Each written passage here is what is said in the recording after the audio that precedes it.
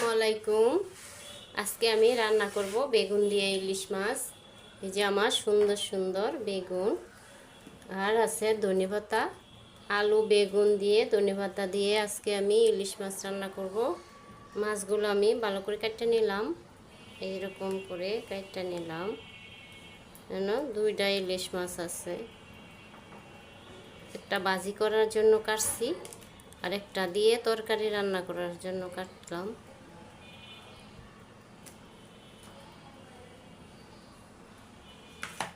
জন্য কড়াইতে তেল পেঁয়াজ গরম করে নিলাম, একটু বাদামি কালার করে নিলাম। আজকে আমি ইলিশ মাছের মাথা দিয়ে কম মশলা দিয়ে ঝোল রান্না করব।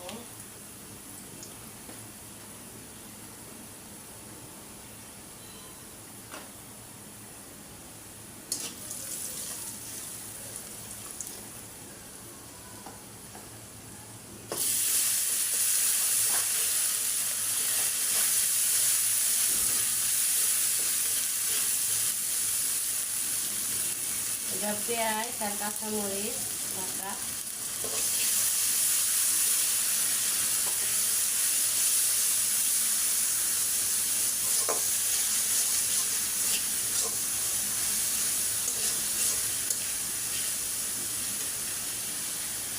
মশলাটা ভালো করে কষানো এসে গেছে। এখন আমি মাছের মাথাগুলো দিয়ে দিই।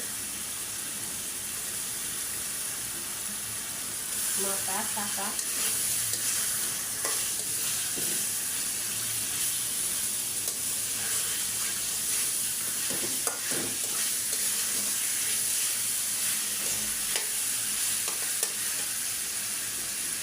এখন দিয়ে দিলাম একটা আলু আর বেগুন।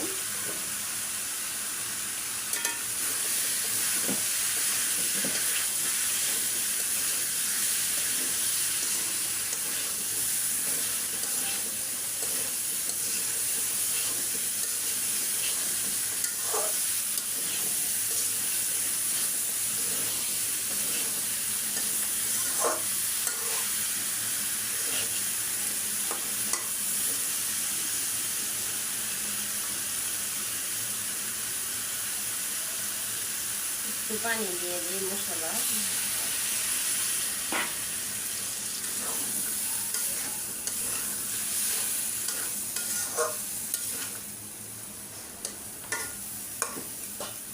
এখন ঢাকনা দিয়ে ঢাকিয়ে রাখি, তারপর জল দিয়ে দেব।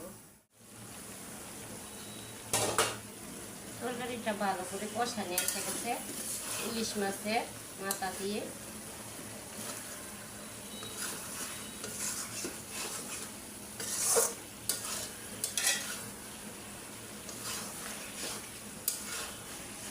এখন শুধু একটু ঝোল দিয়ে দিব। আজকে আমি ইলিশ মাছ আর বেগুন আলু দিয়ে ঝোল রান্না করলাম।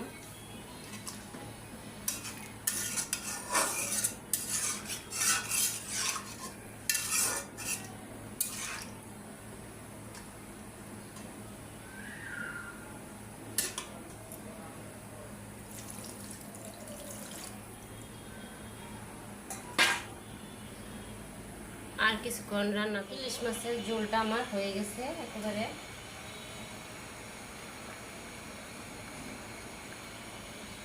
আমি আজকে ইলিশ মাছের মাথা দিয়ে, মাথা চাপা দিয়ে বেগুন দিয়ে ঝোল রান্না করলাম।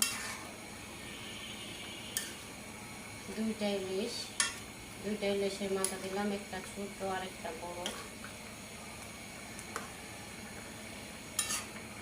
এখন পরিমাণ মতো ধনিয়া পাতা দিয়ে দিব।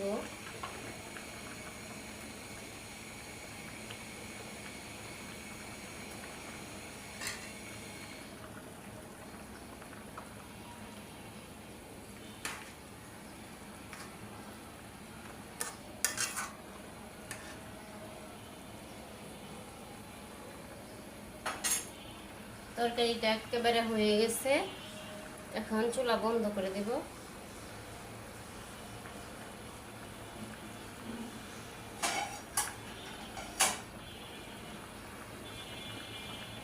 ভালো লাগলে লাইক কমেন্ট শেয়ার করবেন। আল্লাহ হাফেজ।